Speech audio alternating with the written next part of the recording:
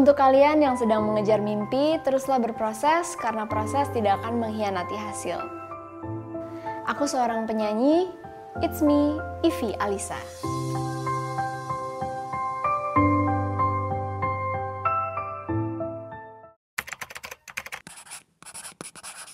Arti nama Alisa Saufika Umari itu, Alisanya adalah gabungan nama uyut aku, Ali dan Aisyah, jadi Alisa. Terus kalau Saufikanya dari Syafika, artinya welas asih, dan Umari diambil dari Umar bin Khattab. Waktu kecil aku itu anak yang sangat iseng dan kayak suka tantangan. Jadi aku sering banget mengalami kecelakaan yang tidak perlu sebenarnya aku buat sendiri. Seperti kayak waktu itu iseng naruh Play-Doh di hidung, tiba-tiba kayak nggak bisa keluar, akhirnya kita ke dokter. Itu kayak kecelakaan yang sebenarnya nggak perlu gitu, tapi itu sering banget waktu kecil saking isengnya.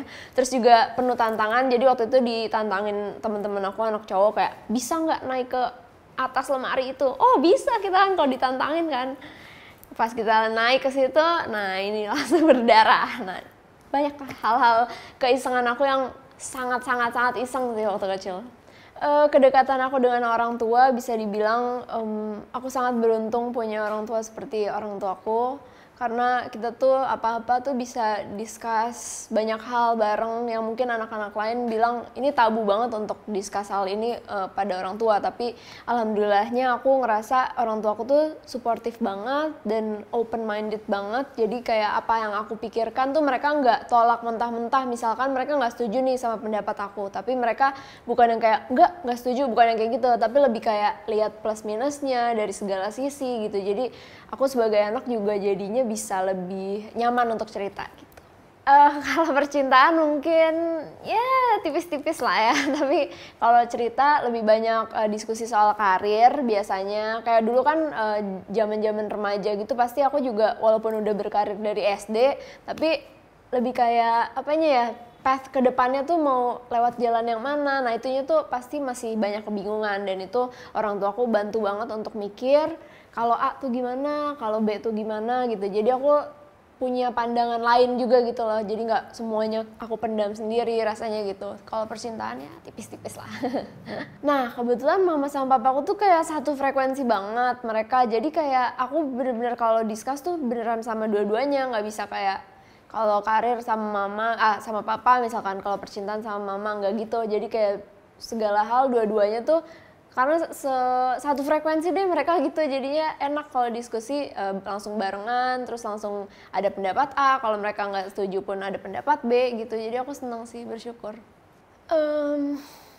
Kalau serangan jantung kan yang pasti kan itu meninggalnya mendadak banget gitu. Jadi sebelumnya sebenarnya udah ada hint kalau jantung itu agak kurang baik lah hasil pemeriksaannya. Jadi waktu itu 1 bulan kemudian harusnya papa pasang ring jantung, tapi ya mungkin sudah waktunya juga. Jadi akhirnya sebulan sebelumnya itu tiba-tiba udah serangan jantung dan udah tidak tertolong lagi gitu. Jadi aku sama keluarga yang pasti shock banget karena nggak nyangka kayak secepat itu, karena papa masih relatif bisa dibilang masih muda sih, kayak baru early 50 gitu.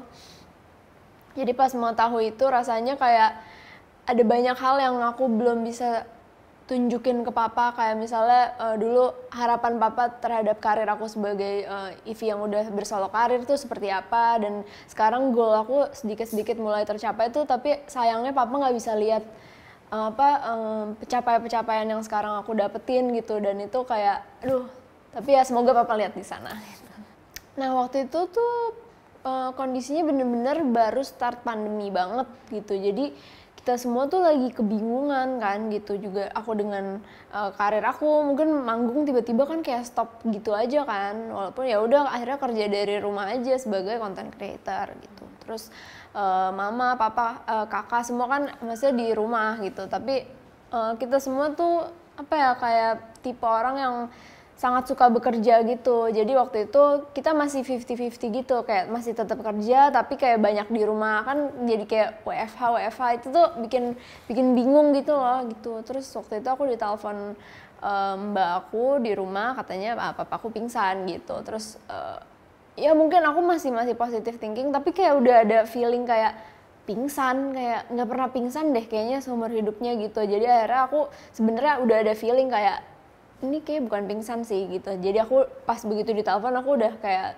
siap mental lah untuk mendengar kabar kalau misalnya papa tuh sampai udah nggak ada gitu. Papa aku tuh orangnya kayak santai banget. Aku bahkan sampai sekarang tuh kayak ngerasa papa tuh masih ada aja, cuman kayak mungkin tinggalnya beda rumah gitu. Jadi nggak tahu ya, jadi kalaupun sekarang kayak udah nggak ada tuh aku ngerasanya papa tuh masih sangat dekat gitu loh, masih sangat dekat sehingga aku masih merasa papa ada gitu. Jadi terkadang aku bukan ngerasa yang kayak terlalu kehilangan gimana, karena aku tahu kayak papa tahu apa yang aku lakuin gitu-gitu. Jadi aku harap ya papa bisa lihat semua yang aku lakuin sekarang gitu. Yang paling dirindukan adalah momen discussion-nya, karena papaku orang yang sangat pintar, jadi segala hal kayak ibaratnya pelajaran sama itu kan otak kiri banget, dan otak kanannya dua-duanya bagus gitu. Jadi kalau misalnya dulu aku lagi harus diskusi tentang sesuatu yang menggunakan otak kiri, papaku bisa, yang kanan juga papaku bisa gitu. Jadi aku kehilangan itunya sih, kayak sosok untuk diskusi banyak hal yang kayak A to Z-nya gitu. Walaupun mamaku juga sama tipenya orang yang kayak gitu, tapi ya tetap aja pasti ada sesuatu yang mungkin aku lebih condong ke papa cerita tentang apa, nah ke mama juga cerita tentang apa gitu, mungkin ya sedikit-sedikit. Jadi ya aku merasa kehilangan di bagian itunya sih. Iya, aku sama mamaku sering diskusi kayak gitu sih, sering ngobrol kayak misalnya kemarin abis menggelar konser sendiri atau aku nyiptain lagu buat orang, pokoknya segala pencapaian yang sekarang aku lagi bikin, termasuk lagi produksi album, semuanya aku kerjain sendiri. Nah, mama tuh suka bilang kayak, ini andai kan papa masih ada, mungkin dia akan seneng banget nih ngelihat progresnya Ivy udah sampai sini, atau kayak Ivy lagi ngerjain apa gitu. Ya, hal kayak gitu sih yang aku rindukan. Kedekatan aku dan kakak adik adalah seperti kakak adik pada umumnya, yang kayak ya udah, apalagi cowok-cowok kan, jadi ya mereka cenderung agak cuek, mungkin ya cuek, tapi ya dalam arti kita tetap support satu sama lain. Tapi untuk kayak cerita-cerita yang terlalu deep talk apa itu bukan seperti mungkin sisters gitu. Kalau teman-temanku yang punya saudara cewek tuh lebih yang kayak bondingnya gitu. Kalau cewek ke cowok aku tuh yang kayak ya udah gitu, yang kayak gitu. Cuman ya kita saling support, apapun yang kakakku lakuin, adikku lakuin. Misalnya kalau mereka lagi ikut lomba atau apa, aku dateng, ya pasti saling support satu sama lain. Cuman ya itulah boys and girls. Rasanya jadi anak tengah yang pasti agak tricky, karena aku adalah anak tengah dan cewek satu-satunya gitu, mempunyai kakak dan adik laki-laki yang cenderung kayak cuek aja gitu. Sedangkan aku tuh very detail gitu loh orangnya kalau ngerjain sesuatu. Jadi kadang tuh kalau lagi di rumah suka kayak, ini kok udah sih segini doang gitu, biasalah cewek gitu. Tapi ya plusnya aku ngerasa ada yang jagain dan ngelindungin aja sih punya saudara laki-laki. Gap umurnya aku sama kakakku cuma 2 tahun, jadi kita emang kayak tumbuh dan main banget dari kecil barengan. Nah, yang kasihan tuh adalah adik aku, karena bedanya sama aku 11 tahun, jadi kayak dia sendirian gitu. Sedangkan aku sama kakakku tuh dulu berantem bareng, main bareng, pokoknya tumbuh bareng tuh rasanya seneng banget punya sosok kakak gitu. Sedangkan aku ngelihatnya adikku dengan generasi dia yang baru lahir tahun 2007 tuh kayak kasihan dia sendirian gitu. Kebetulan adik aku sangat cuek. Dia benar-benar menerima apapun yang terjadi dalam hidup dia. Dia nggak pernah protes apapun tentang misalnya keluarganya sibuk atau apa. Dia tuh ngerasa kayak oke, hidup dia emang kayak gini. Jadi kayak nggak ada yang perlu diprotesin. Kita bersyukur aja ya. Sebenarnya itu hal yang bagus juga sih. Momen-momen ya mungkin aku kerja juga mulai dari 5 SD tuh udah yang kayak intens banget. Nah, mungkin momen sebelum 5 SD itu adalah momen yang aku rindukan juga, tapi ya aku bersyukur juga dengan jalan aku yang kayak gini gitu. Tapi kalau misalnya yang aku rindukan ya momen-momen itu sebelum maksudnya dikenal orang, sebelum aku harus mikirin karir dan sekolah secara bersamaan. Nah, itu momen yang perlu kita syukuri juga sih. Masa sekolah aku dulu seru banget, apalagi SMA ya, itu mungkin emang bener paling memorable seperti kata orang-orang. Walaupun masa SMA aku cukup sibuk banget aku waktu itu karena masih stripping sinetron, jadi harus membagi waktu antara sekolah dan juga karirnya. Jadi banyak tersita waktu, misalnya orang-orang lagi pada menikmati Sweet Seventeen, nah di situ aku kadang banyak miss momen-momen seperti itu sih. Tapi kadang-kadang aku masih bisa ikut juga, jadi ya bersyukur aja. Sebenarnya aku kalau dari SD, SMP terutama itu aku belajar banget. Karena aku lumayan ambisius sebenarnya di bidang akademik juga. Tapi kalau SMA ya karena mungkin aku udah stripping sinetron, jadi rasanya tuh standar belajarnya akhirnya otomatis aku turunin. Jadi kayak mungkin SMP targetnya ranking 1 gitu. Nah SMA ini udah enggak, kayak yang penting kita lulus. Itu karena udah gila banget schedule-nya. Jadi itu salah satu yang cukup aku sayangkan. Walaupun aku lulus, maksudnya nilainya bukan yang jelek banget sih, cuman aku ngerasa aku bisa lebih dari itu kalau misalnya nggak diiringin dengan kesibukannya yang gila banget gitu. Tapi ya dua-duanya karena berjalan beriringan, akhirnya aku juga udah izin sama mama papaku, kayak aku kayaknya nggak sanggup nih untuk kayak akademiknya bisa nomor 1 lagi, tapi berjalan bersama dengan kesibukan itu kayaknya aku bakalan stres banget. Akhirnya kayak mama papaku oke, nggak apa-apa gitu.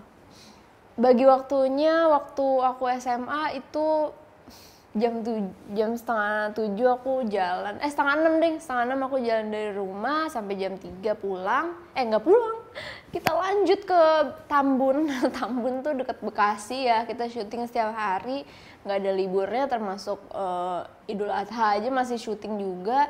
Terus ya udah gitu aja, terus waktu itu sih bilangnya jam 12 harus balik, tapi ya pada kenyataannya kadang jam 2, jam 3 minta izin harus pulang. Bayangin kita cuma punya waktu 2 jam sampai rumah, mungkin 2 jam 3 jam tidur. Nah makanya itu aku suka tidur di kelas dulu. Aku terkenal banget kayak si pelor. Ya udah aku sih terima aja karena ya gimana, emang kurang tidur. Jadi kadang guru-guru aku juga kayak suka kasihan gitu sama aku. Mereka emang suka maksain aku untuk Ivi bangun, karena kalau nggak kamu nanti nggak belajar gitu. Aku juga udah sempat consider untuk homeschooling, tapi kayaknya nggak enak ya, kayak nggak ada temennya gitu. Aku pernah nangis sekali doang. Jadi aku itu udah burn out banget berarti ya. Aku tuh karena jarang nangis anaknya. Terus sekalinya nangis, semua orang kaget banget kayak, hah? Kok tumben nangis gitu. Jadi aku ngerasa aku udah burn out banget, dan itu zaman-zaman ujian nasional gitu. Jadi waktu itu lagi nyanyi di acara program Harmoni namanya, kayak konser gitu di Balai Sarbini. Terus tiba-tiba aja udah makeup aku nangis, kayak mamaku kayak, kenapa nangis? Udah di makeup full. Terus aku bilang, aku takut nggak lulus. Kayak tiba-tiba aja kayak kepikiran semuanya sebelum manggung tuh, tapi kayak takut ngecewain orang tua, takut itu. Terus mamaku langsung kayak, nggak apa-apa, udah jangan dipikirin dulu, udah fokus dulu. Nah itu sih yang momen yang bikin aku lumayan burn out dan kayak mau meledak gitu. Terus pulang dari situ aku fokus belajar lagi karena aku takut mengecewakan orang tua aku. Karena aku juga masih pengen menjadi murid yang waras dan kayak nggak gila-gila belajar banget gitu. Jadi ya ada aja sih momen-momen kayak cabut sekolah mungkin, karena kan jam 3 aku harus berangkat kan. Jadi ya kalau misalnya ada temen aku yang ngajakin, ayo kita cabut dari sekolah, ya aku pernah sih sekali 2 kali mah. Tapi momen lucunya waktu itu sekolah aku udah tahu nih jam-jam sekian tuh jam-jam orang-orang bisa cabut gitu pakai mobil atau gimana. Jadi akhirnya waktu itu peraturannya lagi diperketat, terus akhirnya dicek gitu, si satpamnya harus ngecek di dalam mobilnya ada orang atau enggak kalau mau keluar gerbang. Jadi kan nggak mungkin ada yang bisa kabur kan. Terus kayak waktu itu aku sama temen aku badannya pada kecil-kecil banget kan, jadi aku benar-benar ngumpet di bawah, kita tutupin selimut, terus kayak oke, kita kabur ke mall gitu. Jangan dicontoh ya please, cuman itu salah satu momen yang pernah aku lalui aja sih. Diem-diem aja sih, cuman orang tua aku tipe yang santai juga, yang penting kayak ujian pokoknya jangan pernah bolos. Pokoknya aku juga tahu diri gitu, cabutnya pas kapannya tuh udah tau lah gitu, nggak yang pas lagi ujian kita cabut juga gitu, pas lagi santai aja. Misalnya pelajaran yang santai kayak pelajaran musik, pelajaran olahraga yang kayak ya udah nggak ketinggalan pun nggak apa-apa gitu. Kebetulan angkatan aku tuh banyak musisi juga, ada aku, terus waktu itu alma mater itu barengan sama Andin, pokoknya banyak banget musisi di sekolahku, nama Alizar kan. Terus di angkatan aku tuh ada Tristan Tristan Juliano itu anaknya Oma DMS, adiknya Kevin Aprilio sama Zaki. Terus mereka sekarang punya duo, terus ada rapper juga sekarang namanya BAP, Karim namanya. Cuman kayak kita nggak nyangka sih dari angkatan kita mencetak lumayan banyak musisinya gitu. Aku dulu tipe yang agak terlambat, nggak ada kata terlambat sih sebenarnya untuk punya pacar, tapi aku bukan prioritas aku emang bukan ke percintaan sih pada saat itu.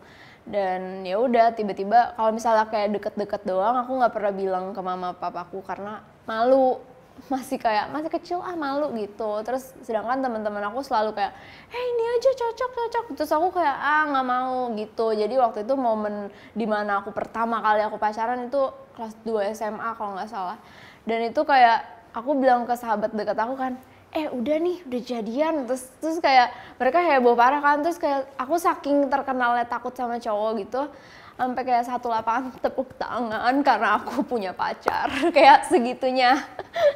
Cuman aku tuh emang karena masih kecil juga kan, juga nggak berani kayak, bukan pacaran yang terlalu dewasa gitu. Paling juga cuman kayak ke mall, terus dianterin balik ke parkiran mall karena saya mau syuting. Lagi-lagi kasihan deh pacar aku, kayaknya kayak nggak sempat yang kayak jalan-jalan gimana gitu. Paling cuman kayak sempat makan, nonton, terus udah ya gitu aja terus sampai putus.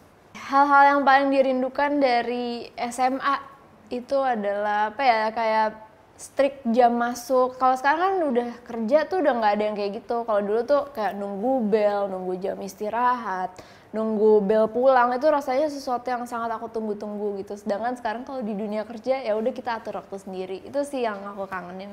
Terus kalau pengen ngulang ya pasti ke SMA.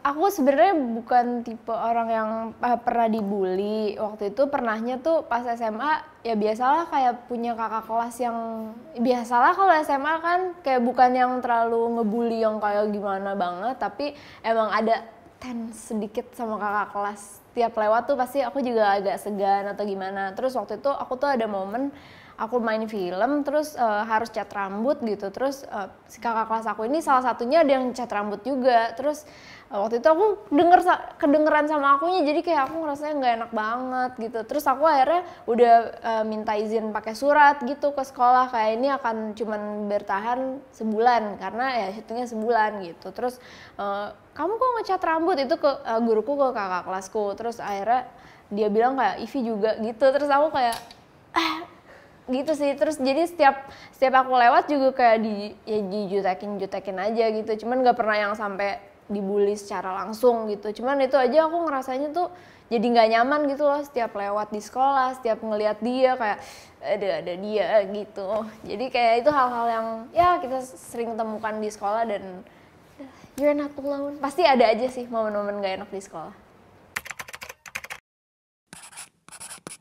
Nah, sebenarnya itu adalah momen yang tidak disengaja. Jadi emang aku dari kecil emang udah anak les vokal banget gitu. Emang ya suka musik dan emang akunya seneng gitu bermusik. Tapi nggak untuk jadi berkarir di dunia entertainment gitu sama sekali, kayak buat hobi aja untuk meningkatkan kepercayaan diri. Karena dulu aku anak yang sangat pemalu dan kayak aku nggak bisa mengekspresikan perasaan aku atau nggak bisa ngomong kalau aku punya feeling sesuatu. Dan akhirnya mamaku bilang, oke, kita coba les nyanyi, mungkin kepedeannya bisa bertambah, terus juga bisa mengekspresikan apa yang dari hatinya Ivi gitu. Dan akhirnya aku merasa terbantu banget sih dengan waktu aku nyanyi tuh aku bisa lebih pede, tampil di depan umum, terus bisa menyuarakan apa yang dari hati aku. Dan juga apalagi ketika bisa menulis lagu, itu rasanya kayak, nah lewat sini nih kita ngomongnya gitu. Kalau misalnya nggak bisa mencurahkan lewat mulut gitu. Aku sering banget kena tegur dan kena marah manajemen aku perkara kayak